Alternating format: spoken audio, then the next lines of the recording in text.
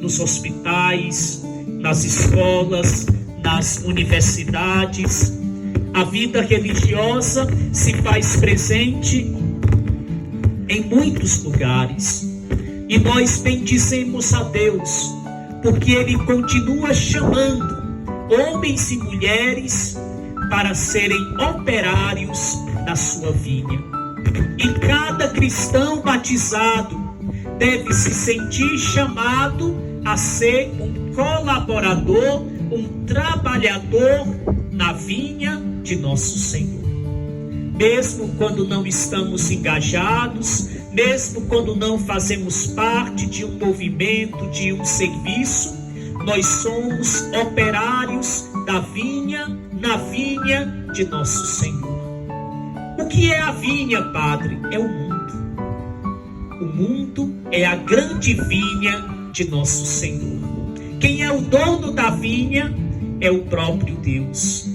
E quem são aqueles que foram escolhidos para cuidarem desta vinha? Cada cristão batizado é chamado a cuidar da vinha do Senhor. E nós fazemos isto principalmente com o nosso testemunho de vida.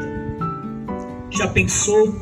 Se cada cristão, se cada batizado nesta cidade vivesse coerentemente a sua fé, quantos cristãos católicos, por exemplo, não trabalham nas pequenas fábricas que existem por aqui?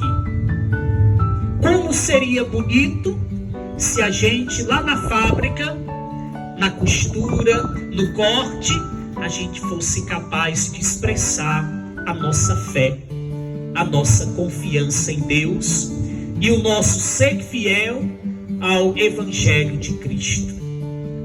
Quantos professores católicos, batizados, trabalhando de dentro de suas casas, tentando educar as nossas crianças, os nossos jovens, mesmo enfrentando este tempo difícil.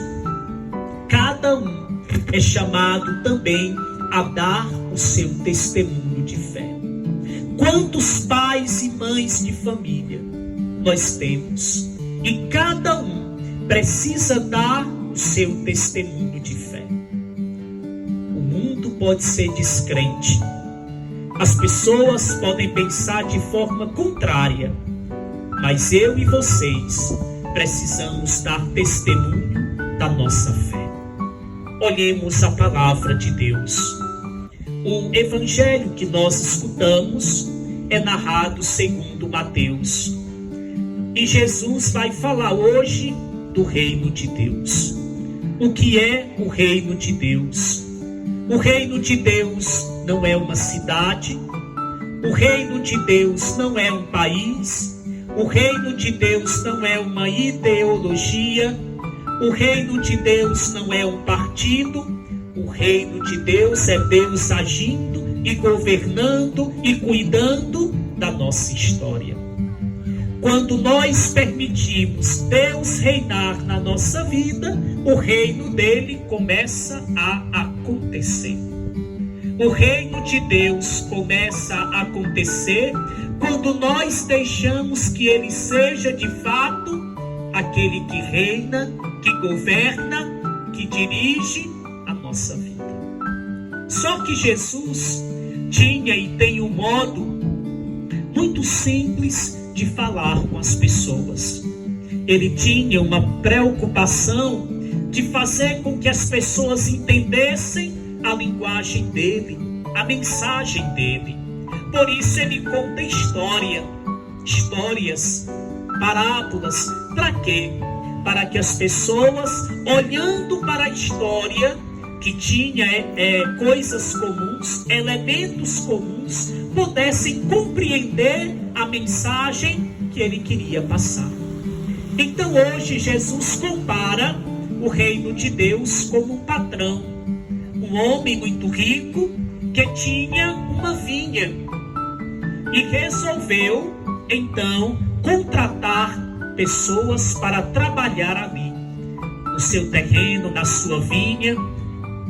E então ele sai pelas ruas contratando as pessoas. Sai de manhã, sai às 9 horas, ao meio-dia, às 3 horas, às 5 da tarde, e vai mandando pessoas, operários, para trabalhar na vinha dele. E o acordo é, no final do dia, receber o dinheiro referente a uma diária de serviço.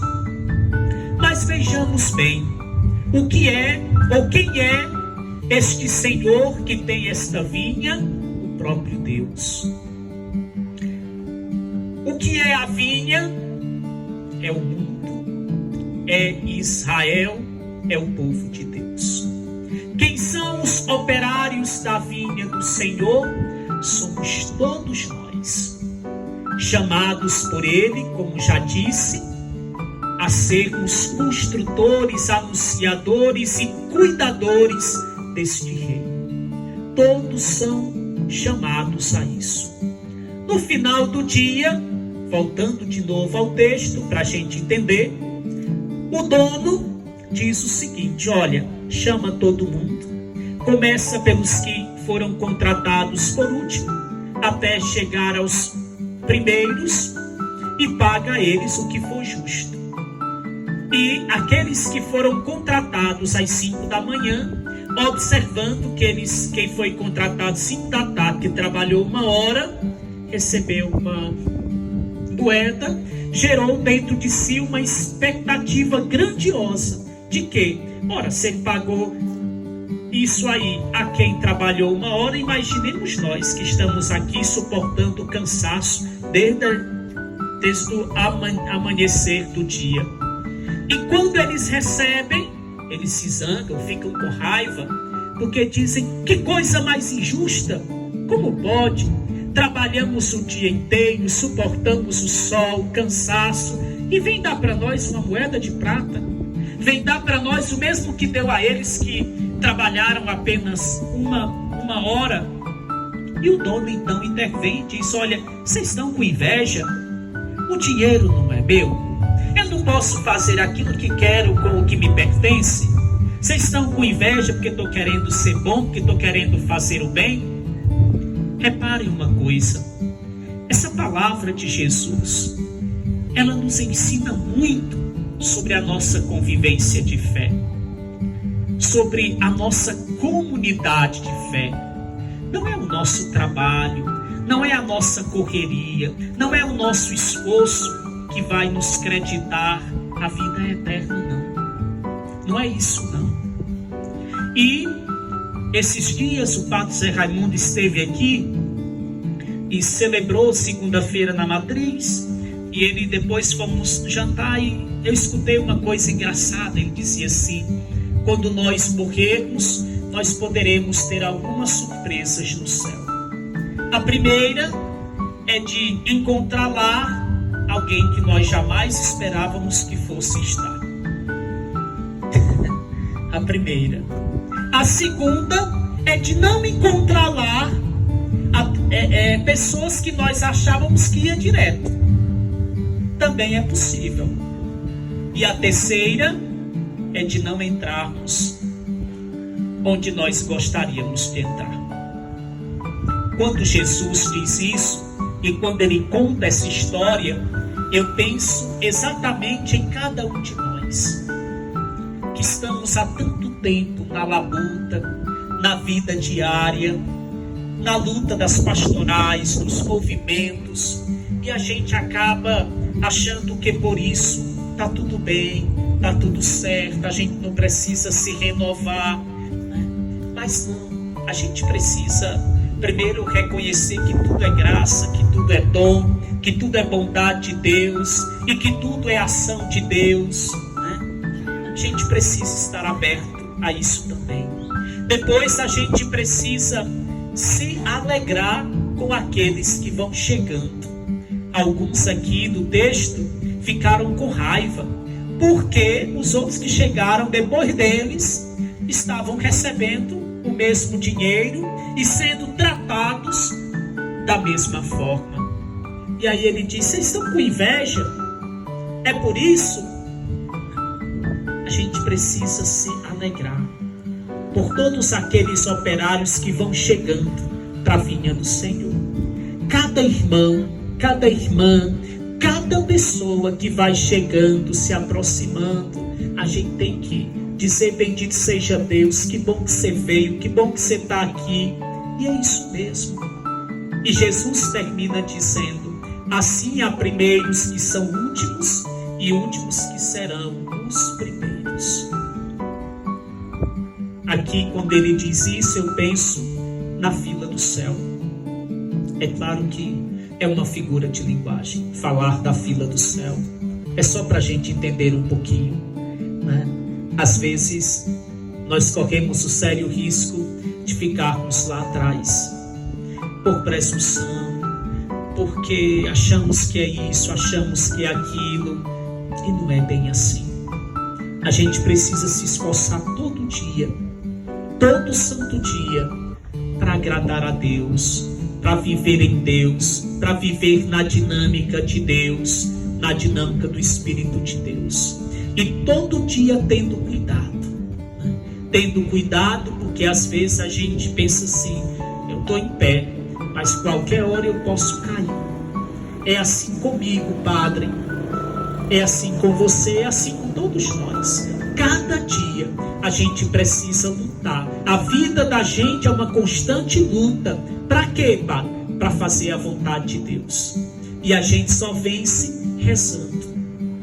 A gente só vence trabalhando intensamente na obra de Deus, vivendo cada dia na graça de Deus. Quando escuto este evangelho, também me vem à mente aquele outro texto onde Jesus diz assim: as prostitutas e os cobradores de impostos vos precederão no reino dos céus. Eu tenho muito medo de que a gente não se perca. Quando eu digo a gente, sou eu, são vocês, somos todos nós. Mas como assim, Padre? Por que o senhor tem medo? Porque às vezes existe um mal muito grande na gente, achar que já venceu a batalha. Não preciso mais. Eu estou muito bem, estou muito bem, estou muito bem. Está tudo certo, está tudo ok. E a gente se cansar. Não, agora é só relaxar. Eu não preciso mais, porque, né? Não, eu não preciso disso, não preciso daquilo. Não. A gente precisa trabalhar incansavelmente pela nossa conversão, pela santificação das nossas vidas. E aqui eu me recordo de quando eu entrei para o seminário em 2005. Em 2004 eu fiz o estágio e nós éramos uns 10 vocacionados. E eu era o mais franzino e talvez o que aparentemente que dava menos certo para ser padre. E aí tinha um jovem, que eu não vou dizer de onde é, né? Não ficou padre, mas assim, tudo que eu dizia para ele que era difícil para mim, ele dizia assim: não, eu não tenho dificuldade com isso aí. De estudo ele dizia: não, eu não tenho problema, porque tudo que eu quero eu aprendo. Eu digo: tá bom. De convivência, eu não tenho dificuldade com ninguém. Eu digo: tá bom. De trabalho, eu dizia: fulano, será que vai dar certo? Aqui é tão pesado o ritmo. Tem que puxar água, não sei da onde, tem que aguar a planta, tem que fazer. Não, Edson, eu não tenho problema com isso não. Trabalhar é comigo mesmo. Eu dizia assim, aí eu, muito preocupado e muito ansioso, porque sou mesmo. Aí eu dizia assim: fulano, acordar cedo, dormir tarde, e a gente aguenta. Será que eu vou aguentar, meu Deus? Ele dizia assim: não, eu não tenho isso não, tanto faz, aguenta é virar a noite. Aí teve uma hora que eu me aborreci, fiquei pensando comigo: este filho da mãe não tem nada ruim nele não, é tudo bom. Aí foi passando o tempo, né? Ele aguentou 2 meses, eu aguentei 12 anos, né? Então, por que estou lembrando dessa história? Para que a gente nunca se sinta pronto 100%. Não, gente. Nós nunca estamos 100% arrumados. Nós somos seres humanos em construção. Nós somos filhos de Deus que vão se construindo cada dia da vida. É por isso que a gente não pode dormir num ponto. É por isso que a gente tem que se confessar de vez em quando, né? De vez em quando passar lá e pedir perdão dos pecados. Meu Deus, olha, eu pequei, eu sou frágil por isso, por aquilo outro. Por isso a gente não pode deixar de rezar. A gente não pode deixar de rezar nunca, né? Tem gente que só reza quando a maré está alta, né? Quando o negócio está assim, não te pendura, mas não cai, racha, mas não quebra. Aí a pessoa começa a rezar. E tome terço, e tome rosário, e novena, penitência. É um negócio. Depois que tá tudo bem, o caba dorme, não tá nem aí pra nada, não vai mais aí. Tá tudo bem. Não, a gente precisa rezar, ser vigilante, ser atento, né? Ler a palavra de Deus. Aquilo que está em uma das cartas, se não me engano, de São Pedro. Os meus irmãos biblistas, tem alguns que gostam muito de Bíblia. Se eu tiver errado, vocês podem me corrigir. Eu acho que diz assim: cuidado, vosso adversário, o diabo rodeia como um leão, a rugir, procurando a quem devorar. Resistir-lhe firmes na fé. Ele está sempre a nos rodear, Ele está sempre a nos perseguir, Ele está sempre a esperar um vacilo nosso. E nós não podemos permitir que isso aconteça. A gente tem que estar sempre de pé, como exército em ordem de batalha, sempre rezando, sempre buscando fazer a vontade de Deus, sempre pelejando para se converter. O pior é quando a gente acha que não precisa mais. Eu já rezo muito. Não preciso disso não. Fulano hoje tem um rosário. Vai rezar não? Não, isso aí o padre está falando. O padre está fazendo para o pessoal que precisa de conversão. Então não é para mim, né? Eu estou dizendo isso como figura, só para a gente entender um pouquinho mais. Portanto, meus irmãos, vamos olhar para esta palavra e abrir o nosso coração para a novidade de Deus, deixar que Deus conduza a nossa vida, nos sentirmos todos operários na vinha do Senhor, nos sentirmos todos irmãos na fé, filhos do mesmo Deus e com a mesma missão, tornar Jesus Cristo conhecido e amado por todos, deixar que Ele alcance a nossa vida, o nosso coração, trabalhar incansavelmente pela vinha do Senhor. E a vinha do Senhor é grande. Se a gente olhar a Tejuçuoca como um todo, é o mundo, para a gente evangelizar, para a gente levar a palavra de Deus. E um padre só não dá conta. Por isso eu preciso da vida de cada irmão. Cada cristão precisa ser um propagador do Evangelho de Cristo. Isso começa dentro de casa. O lugar mais difícil de a gente falar de Deus é dentro de casa. Por incrível que pareça, o lugar mais difícil de a gente evangelizar é dentro de casa. Mas é lá, na família, que a gente tem que começar. Se cada um der seu testemunho dentro de casa, como fica melhor. E como as coisas vão caminhando. E como a vida da gente vai mudando. Porque a gente vai se convertendo e vai ajudando os outros também a se converterem. Você vem para a missa sempre? Tem missa quase que diariamente. Você não vem sempre? Quando você chegar em casa, não brigue com quem não veio. Às vezes a gente quer trazer a força, né? Quer lançar aqui a corda e trazer. Vamos, fulano. Não, a gente vai rezando, vai dando o nosso testemunho, né? Certa vez lá em Irauçuba, não era padre ainda, eu me recordo, eu era daqueles que se tivesse 6 missas no dia, eu ia todas 6, né? Eu ia tudo. E tinha uma senhora que ia sempre, toda missa. E toda vez que ela chegava em casa era um barraco, porque os filhos não iam para a missa. Os filhos não gostavam de missa, não tinha hábito. E aí quando ela chegava, ela começava, era botando a janta e o carão, comendo e brigando, até que um filho um dia disse uma coisa muito interessante. Ele disse assim: mãe, a senhora tem tanta vontade de nos ver na igreja, E ela disse: é o meu maior sonho. Mas mãe, eu já tenho medo de ir para a igreja. E ela disse: por que, menino? A mãe vai, sai daqui sorrindo, com o terço na mão, tão animada para ir para a missa, vai 1 hora antes e é aquela coisa. Quando a mãe chega, parece que vem um furacão.